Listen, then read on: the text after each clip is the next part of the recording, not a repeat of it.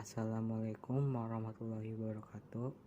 Yang terhormat Bapak Dr. Ade Jamal Mirdad, SE, MSI, selaku dosen pengampu mata kuliah Perekonomian Indonesia. Perkenankan, saya Farah Maulana akan mempresentasikan materi mengenai krisis ekonomi. Baik, jadi sebelum kita membahas krisis ekonomi lebih jauh lagi, sebelumnya kita harus tahu dulu apa itu krisis ekonomi. Jadi, krisis ekonomi adalah istilah yang digunakan pada bidang ekonomi, mengacu pada penurunan drastis di dalam perekonomian suatu negara. Lalu ada menurut pendapat Business Dictionary. Definisi krisis ekonomi adalah a situation in which the economy of a country experience a sudden downturn brought on by financial crisis, yang artinya situasi di mana perekonomian suatu negara mengalami penurunan mendadak yang diakibatkan oleh krisis keuangan. Perubahan ekonomi yang terjadi secara cepat ini mengarah pada turunan nilai tukar mata uang dan harga kebutuhan pokok yang semakin tinggi. Fundamental ekonomi yang rapuh juga tercermin dari laju inflasi yang tinggi. Secara umum, negara yang menghadapi keadaan ini akan mengalami beberapa gejala. Di antaranya, mengalami penurunan kemampuan belanja pemerintah, jumlah pengangguran melebihi 50% dari jumlah tenaga kerja, penurunan konsumsi, kenaikan harga bahan pokok yang tidak terbendung, penurunan nilai tukar yang tajam dan tidak terkontrol, penurunan PDB atau produk domestik bruto, harga properti dan saham anjlok, dan lain sebagainya.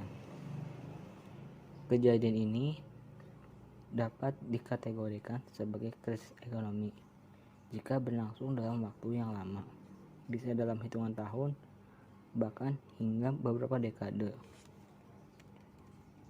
Fenomena ini sangat mengerikan.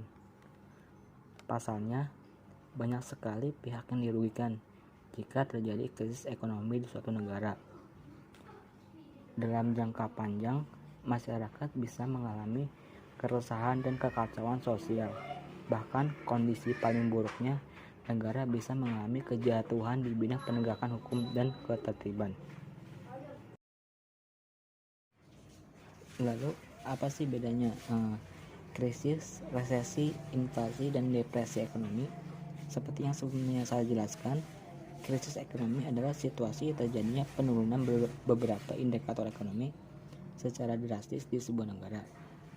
Hal ini disebabkan oleh fundamental ekonomi yang rapuh, terlihat dari pertumbuhan ekonomi yang macet.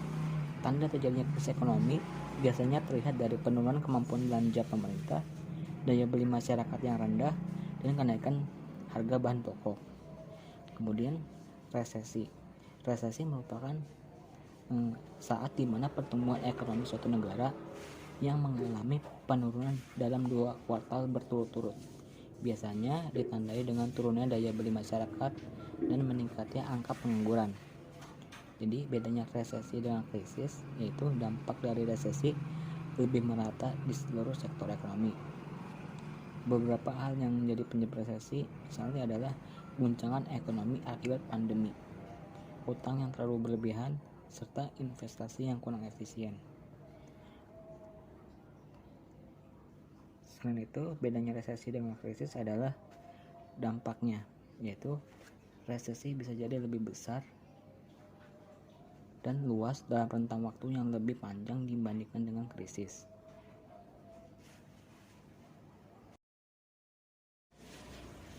Kemudian inflasi.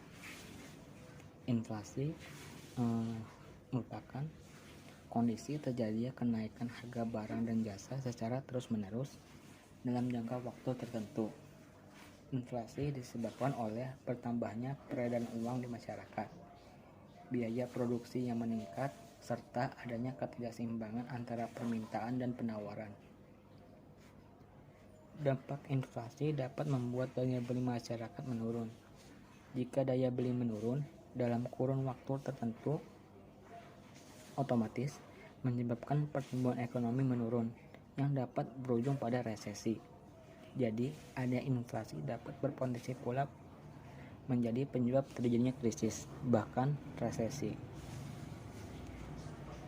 Sementara itu, yang paling ditakutkan terjadi jika resesi tak kunjung berakhir adalah depresi ekonomi. Nah, depresi ekonomi ini dapat disebut juga sebagai resesi ekstrim yang berlangsung hingga 2 tahun berturut-turut. Artinya, jika sudah sampai terjadi depresi ekonomi, berarti masalah perekonomian belum dapat teratasi. Hal ini membawa dampak yang kian memburuk, seperti angka pengangguran yang lebih tinggi dan berdampak secara global. Perbedaan depresi dengan resesi dapat dilihat dari penurunan produk domestik bruto atau PDB. Resesi ekonomi terjadi saat PDB turun di kisaran 0,3% hingga minus 5% dalam waktu 6-18 bulan.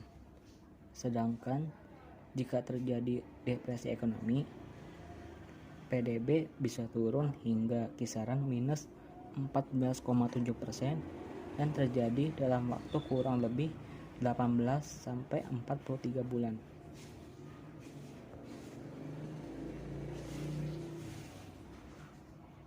Itulah perbedaan antara krisis, resesi, inflasi, dan depresi. Secara umum, krisis ekonomi itu terbagi dari beberapa jenis. Berikut saya jelaskan jenis-jenis krisis ekonomi. Yang pertama, krisis mata uang. Krisis mata uang dianggap sebagai bagian dari krisis keuangan. Krisis mata uang terjadi ketika nilai tukar sebuah mata uang terhadap mata uang lainnya jatuh. Dengan kata lain, itu adalah depresiasi mata uang, hanya saja berlangsung parah. Krisis mata uang mungkin akibat hyperinflasi. Daya beli mata uang domestik terhadap barang dan jasa merosot. Orang lagi tidak percaya dengan mata uang domestik. Mereka menjual mata uang domestik dan menukarnya dengan mata uang yang lebih stabil, seperti dolar AS. Sebagai hasilnya, nilai tukar mata uang domestik terhadap dolar Amerika Serikat jatuh. Krisis mata uang mungkin juga terjadi karena aktivitas spekulasi. Spekulan menyerang mata uang lemah, terutama negara dengan fundamental ekonomi yang lemah. Target biasanya adalah negara yang pertama mengadopsi sistem nilai tukar tetap, yang kedua menjalankan defisit ganda atau defisit fiskal dan defisit transaksi berjalan. Yang ketiga, cadangan devisa kecil. Negara-negara tersebut rentan terhadap spekulasi kecil di pasar nilai tukar. Cadangan devisa tidak mencukupi untuk interferensi dan meredam efek serangan spekulan. Sebagai hasilnya, nilai tukar terdepresiasi. Depresiasi meningkatkan utang dalam denominasi mata uang asing, katakanlah dolar Amerika Serikat. Pemerintah dan bisnis harus mengumpulkan lebih banyak uang untuk membayar kembali utang yang jatuh tempo. Bisnis berusaha menghindari lonjakan beban utang dengan membeli dolar. Langkah tersebut mungkin menyelamatkan mereka dari gagal bayar. Tapi itu memiliki konsekuensi lain. Pembelian dolar semakin memparah kejatuhan nilai tukar. Yang kedua, ada krisis perbankan. Krisis biasanya berawal dari bank run, yang ketika penabung tiba-tiba menarik simpan mereka dari bank. Kepanikan semacam itu mungkin karena mereka tidak percaya terhadap daya beli mata uang domestik, sebagaimana selama hyperinflasi. Atau mereka tidak percaya lagi pada bank karena masalah insolvent. Selama hyperinflasi, daya beli mata uang jatuh. Orang lebih suka memegang uang tunai karena dapat menggunakannya sewaktu-waktu. Itu memicu penarikan masif simpanan di bank. Bank kesulitan untuk membayar kembali simpanan. Mereka biasanya hanya menyisihkan sebagian kecil simpanan sebagai cadangan. Sisanya mereka pinjamkan ke rumah tangga atau bisnis. Bank tentu saja tidak dapat menarik tiba-tiba pinjaman mereka. Penarikan simpanan secara tiba-tiba membuat bank bangkrut. Itu memicu kepanikan. Tidak hanya di antara penabung, tetapi juga bank lainnya. Bank-bank biasanya saling terhubung, misalnya melalui pinjaman antar bank. Situasi semacam itu kemudian mengarah pada kepanikan perbankan dan krisis sistemik. Yang ketiga ada gelembung aset. Krisis biasanya terjadi ketika gelembung aset tiba-tiba pecah. Aset dapat mengambil beragam bentuk seperti saham atau real estate. Signifikansi efeknya tergantung pada seberapa besar uang yang diinvestasikan ke aset-aset tersebut. Semakin besar uang yang diinvestasikan, semakin parah pula efeknya. Gelembung aset berlangsung ketika harga aset terus melonjak secara cepat, jauh melebihi fundamentalnya. Harga sudah tidak lagi masuk akal dan jauh melebihi nilai wajarnya. Salah satu penyebabnya adalah aktivitas spekulasi. Spekulan berusaha mengambil keuntungan dari kenaikan harga dalam jangka pendek. Mereka membeli aset hanya berdasarkan harapan bahwa mereka nantinya dapat menjual kembali dengan harga yang lebih tinggi. Pembelian membuat harga semakin meroket. Karena telah melebihi fundamentalnya, harga tiba-tiba jatuh. Itu memicu kepanikan. Tidak hanya di kalangan spekulan, tetapi investor jangka panjang lainnya. Rumah tangga kehilangan sebagian kekayaan mereka. Begitu juga dengan bisnis. Yang keempat, krisis neraca pembayaran. Krisis ini terjadi ketika suatu negara tidak mampu membayar impor atau melayani pembayaran utang luar negerinya. Kejatuhan nilai tukar biasanya akan menyertai krisis. Salah satu sumber penyebab krisis neraca pembayaran adalah aliran modal jangka pendek, atau kita sebut sebagai hot money. Investasi asing mengalir ke perekonomian domestik untuk mengambil keuntungan dari pertumbuhan ekonomi yang cepat. Orang asing memburu aset-aset seperti saham dan obligasi, sementara yang lain lebih berorientasi jangka panjang. Mereka berinvestasi langsung dengan membangun fasilitas produksi atau akuisisi perusahaan domestik. Jika kondisi perekonomian melemah, misalnya kontraksi, itu mendorong investasi asing jangka pendek keluar dari pasar domestik. Arus keluar modal menghasilkan depresiasi mata uang yang tajam. Pemerintah mencoba menginterferensi nilai tukar menggunakan cadangan devisa. Tapi itu mungkin tidak berhasil karena arus modal keluar yang masif. Pemerintah kemudian mengambil opsi lainnya, misalnya dengan menaikkan suku bunga. Harapannya, kenaikan suku bunga tersebut mencegah penurunan lebih lanjut dalam nilai mata uang. Tapi, kenaikan suku bunga yang tajam pada akhirnya hanya akan semakin menekan perekonomian domestik dan mengurangi kepercayaan investor. Yang kelima, krisis utang. Krisis utang muncul ketika risiko gagal bayar meningkat. Utang melonjak karena pemerintah menjalankan defisit anggaran yang semakin tinggi dari tahun ke tahun. Pada saat yang sama, kemampuan untuk meningkatkan pendapatan pajak terbatas. Tingginya utang membuat kemampuan pemerintah untuk membayar bunga dan pokok jatuh. Kepercayaan investor terhadap kesinambungan perekonomian domestik merosot. Krisis utang Eropa sejak tahun 2010 adalah contohnya. Beberapa negara anggota zona Euro, Yunani, dan Spanyol tidak dapat membayar kembali utang mereka. Mereka kemudian terpaksa meminta bantuan pihak ketiga seperti Bank Sentral Eropa atau ECB dan International Monetary Fund atau IMF. Kreditur tersebut memaksa pemerintah untuk menerapkan kebijakan penghematan dan disiplin fiskal. Mereka harus mengurangi tingkat defisit anggarannya melalui kenaikan pajak dan penurunan pengeluaran pemerintah. Itulah jenis-jenis dari krisis ekonomi.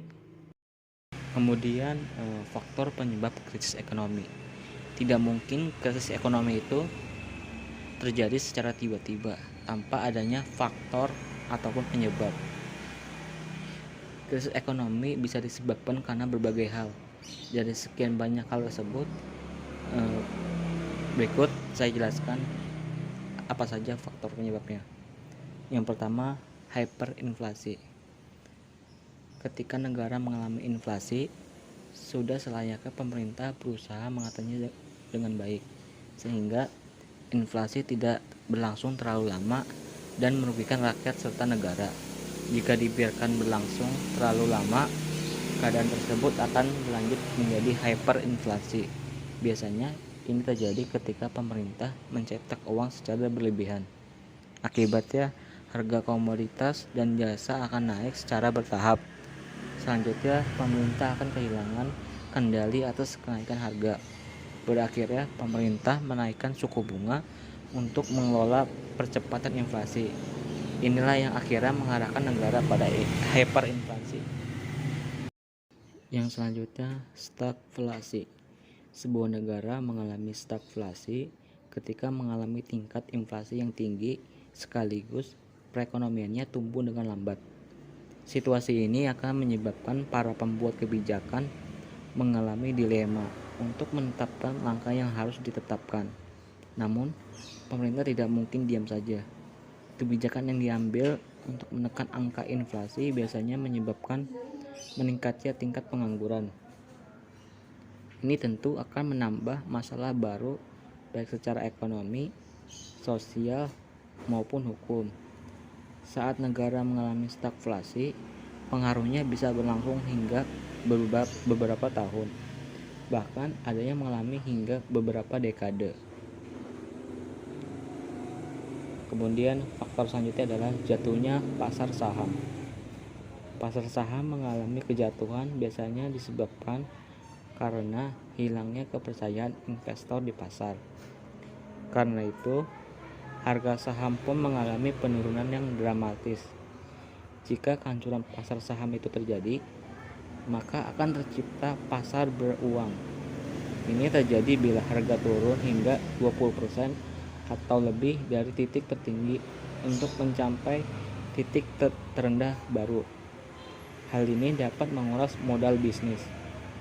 Bila kenaikan harga saham terjadi secara berkepanjangan, maka akan terjadi crash. Rasio perolehan harga melebihi rata-rata jangka panjang. Selain itu, akan terjadi penggunaan hutang margin dalam jumlah berlebihan oleh para pelaku pasar. Yang selanjutnya, tingginya suku bunga. Saat suku bunga naik, maka likuiditas akan dibatasi. Tujuannya adalah untuk melindungi nilai mata uang sebuah negara. Tetapi hal ini justru bisa menjadi penyebab terjadinya krisis ekonomi. Contoh mudah dari tingginya suku bunga adalah dalam hubungannya dengan kredit.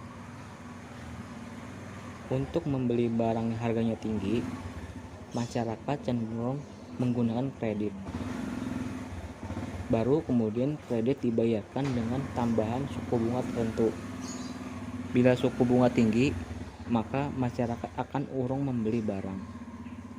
Daya beli yang berkurang secara berkepanjangan, inilah yang berakibat pada krisis ekonomi sebuah negara. Yang selanjutnya, menurunnya pesanan terhadap barang. Menurunnya pesanan akan menyebabkan jumlah produksi barang berkurang. Jika berlangsung dalam waktu lama dalam berbagai bidang industri, ini akan menjadi pemicu krisis ekonomi. Prosesnya tidak akan langsung terasa. Misalnya, negara A mengalami penurunan jumlah pesanan di tahun 2015 yang terjadi secara berkelanjutan, maka krisis ekonomi akan terjadi di tahun 2017. Selanjutnya, deflasi. Selain inflasi yang berkepanjangan, deflasi juga bisa mengarah pada krisis ekonomi. Harga barang dan jasa yang terus jatuh dari waktu ke waktu akan memberi efek buruk pada perekonomian. Deflasi berakibat berkurangnya nilai barang dan jasa yang dijual di pasar. Ini akan membuat rakyat menunda membeli barang dan menunggu hingga harganya turun. Karena itu, permintaan terhadap barang akan menurun. Jika terjadi secara berkepanjangan, maka akan berakhir pada krisis ekonomi.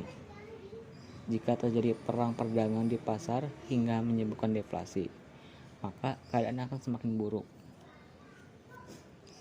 Selanjutnya, perubahan kebijakan atau deregulasi. Para pembuat kebijakan juga bisa menjadi penyebab sebuah negara mengalami krisis ekonomi.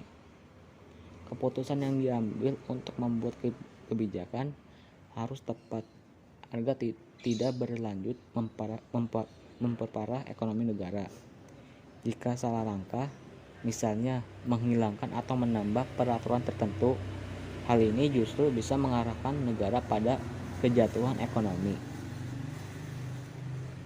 Yang selanjutnya ada manajemen yang buruk. Praktis bisnis yang buruk bisa menyebabkan negara mengalami krisis ekonomi. Perusahaan pada umumnya akan mengajukan pinjaman modal bisnis pada bank. Disinilah pentingnya peran bank untuk benar-benar menyaring dalam meloloskan pengajuan pinjaman. Karena pinjaman yang meragukan dan kegiatan bisnis ilegal bisa membahayakan perekonomian negara. Dan yang terakhir adalah turunnya harga dan penjualan properti. Bisnis properti adalah bisnis yang bernilai besar dan nilainya cenderung meningkat dari tahun ke tahun. Bila keadaan ekonomi rakyat menurun, ini bisa berakibat pada berkurangnya pembelian properti. Masyarakat yang sudah memiliki rumah akan mengurangi pengeluaran dan tidak mengambil hipotek. Keadaan ini bisa mengakibatkan bank kehilangan uang dan berujung pada krisis ekonomi bila berlangsung dalam waktu yang lama. Penyebab krisis ekonomi sangat beragam. Karena itu, peran pemerintah sangat penting untuk mencegah dan menangani perekonomian negara. Bila sampai terjadi krisis, rakyatlah yang paling terkena dampaknya. Tetapi krisis ekonomi tidak terjadi begitu saja. Ada proses dan beragam faktor yang saling mempengaruhi. Kemudian selanjutnya, dampak dari krisis ekonomi. Krisis ekonomi memberikan dampak yang sangat besar bagi negara dan tentunya dari berbagai pihak, mulai dari pemerintah hingga masyarakat. Ketika suatu negara mengalami peristiwa tersebut, dipastikan banyak perusahaan yang melakukan pemutusan hubungan kerja atau PHK kepada karyawannya. Hal tersebut dilakukan karena perusahaan tidak memiliki cukup uang untuk memberikan gaji kepada mereka. Dengan kejadian tersebut, dipastikan juga angka pengangguran akan semakin naik. Setelahnya, angka kemiskinan juga meningkat karena orang-orang tidak memiliki pendapatan. Selain itu, pemerintah dipastikan akan kesulitan dalam memenuhi kebutuhan belanja negara. Ditambah lagi, masyarakat juga kesulitan memenuhi kehidupan sehari-hari karena harga kebutuhan naik secara tajam. Melihat dampak yang terjadi, krisis ekonomi memang menjadi momok yang sangat menakutkan bagi suatu negara. Jika terjadi, bisa dipastikan keadaannya akan sangat kacau. Bahkan bisa jadi penjarahan dan perampokan akan terjadi di mana-mana. Selain itu, krisis ekonomi berdampak luas terhadap perekonomian dan bahkan kondisi sosial masyarakat. Berikut dampak-dampaknya. Yang pertama, lonjakan tingkat pengangguran. Krisis ekonomi mengarah pada resesi atau bahkan depresi. Bisnis memangkas output karena lemahnya permintaan. Mereka mulai rasionalisasi biaya produksi dengan memecat sebagian pekerjanya. Yang kedua, jatuhnya kekayaan rumah tangga. Pendapatan masyarakat jatuh karena tingkat pengangguran yang lebih tinggi. Mereka yang masih bekerja mungkin juga harus menerima gaji yang lebih rendah. Seiring langkah efisiensi dan rasionalisasi biaya operasi oleh bisnis. Kejatuhan aset semakin memperburuk keadaan dan memerosotkan kekayaan rumah tangga. Mereka menanggung kerugian modal dan tidak lagi menerima pembayaran rutin seperti dividen. Yang ketiga itu jatuhnya keuntungan bisnis. Permintaan barang dan jasa merosot seiring dengan jatuhnya pendapatan dan kekayaan rumah tangga. Jatuhnya permintaan membuat sebagian besar fasilitas produksi menganggur. Bisnis tidak dapat beroperasi pada skala ekonomis, meningkatkan biaya unit produk.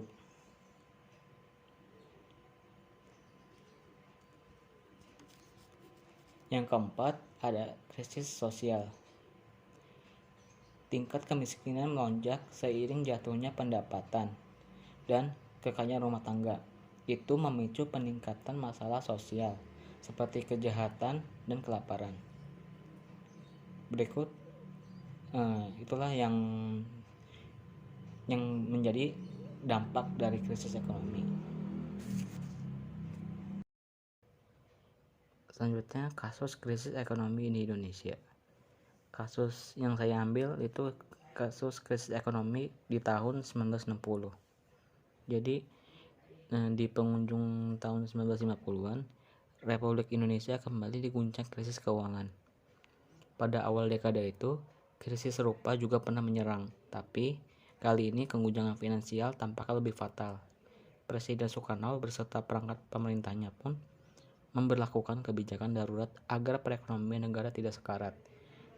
Centering atau pemotongan nilai mata uang hingga redenominasi atau penyederhanaan nilai mata uang tanpa mengurangi nilai tukar itu diterapkan.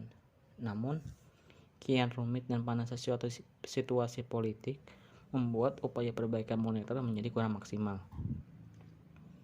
Ditambah lagi dengan terjadinya peristiwa gerakan 30 September atau G30S PKI pada tahun 1965 yang akhirnya menumbangkan rezim Orde Lama. Pemerintah segera melakukan kebijakan pengetatan moneter agar negara tidak semakin terbenam dalam krisis. Centering atau pemotongan nilai mata uang mulai diterapkan terhitung sejak tanggal 25 Agustus tahun 1959. Uang pecahan 500 dan 1000 rupiah diturunkan nilainya 10% menjadi 50 rupiah dan 100 rupiah.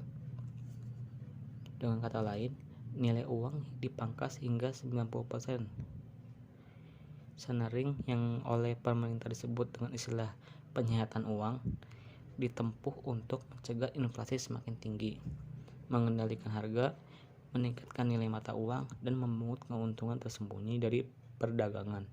Namun, sebagian kalangan ternyata belum siap dengan kebijakan yang terbilang ekstrim ini.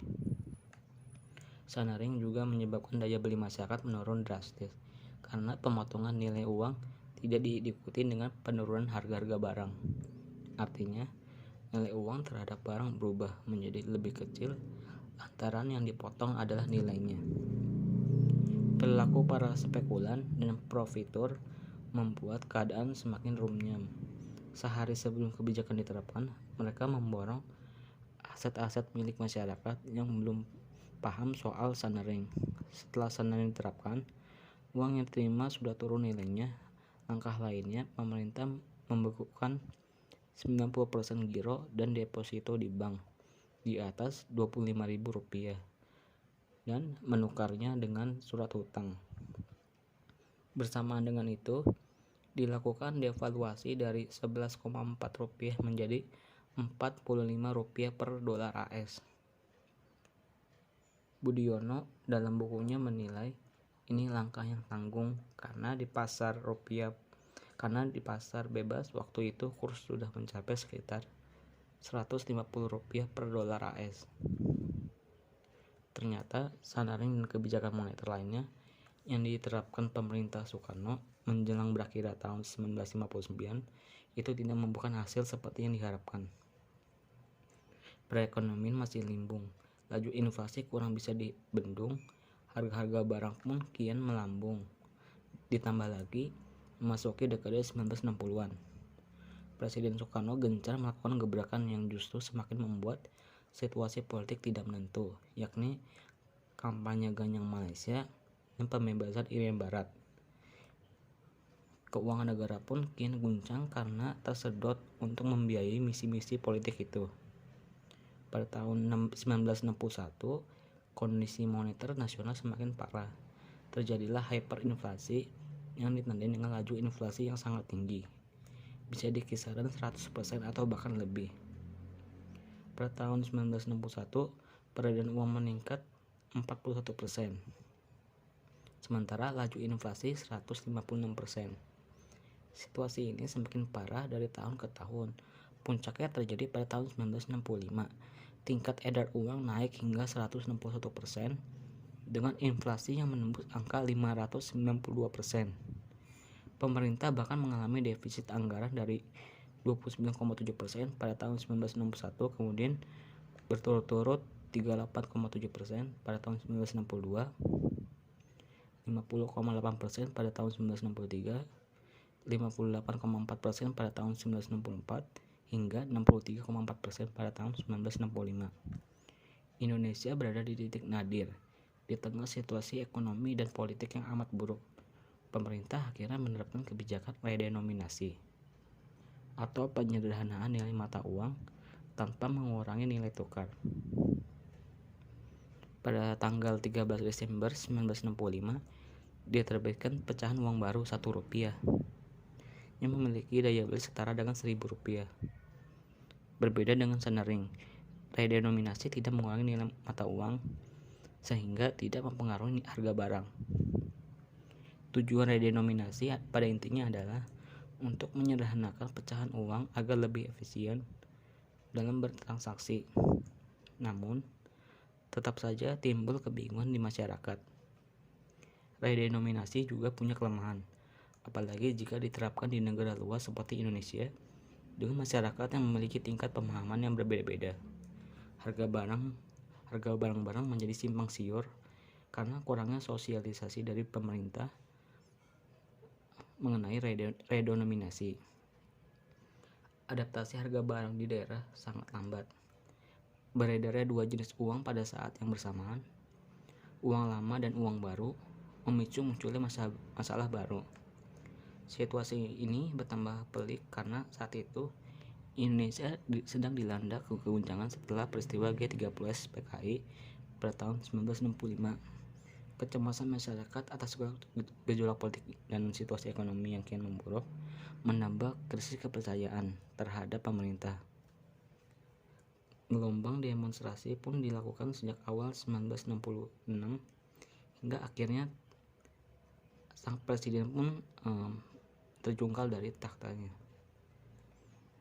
Itulah yang bisa saya jelaskan mengenai krisis ekonomi pada tahun 1960-an. Dan yang terakhir adalah kesimpulan. Jadi kesimpulan adalah krisis ekonomi adalah keadaan di mana perekonomian di suatu negara mengalami penurunan secara drastis. Banyak penyebabnya seperti hyperinflasi, stagflasi, tingginya suku bunga, dan lain-lain. Dampaknya juga beragam, seperti banyaknya pengangguran karena terjadinya PHK oleh perusahaan yang sudah tidak mampu lagi untuk membayar gaji mereka. Kemudian jatuhnya rumah tangga karena mereka kehilangan pekerjaan, otomatis tidak adanya pendapatan. Kemudian terjadinya krisis sosial. Tentu hal ini terjadi karena ketika pengangguran mulai banyak dan kemiskinan semakin naik, maka akan diikuti oleh naiknya tingkat kriminalitas. Dan hal ini pernah terjadi di Indonesia pada tahun 1960-an yang disebabkan karena kurang tepatnya pengalokasian dana dan kurang tepatnya penerapan kebijakan pemerintah dalam penyelesaian masalah krisis ekonomi ini. Sekian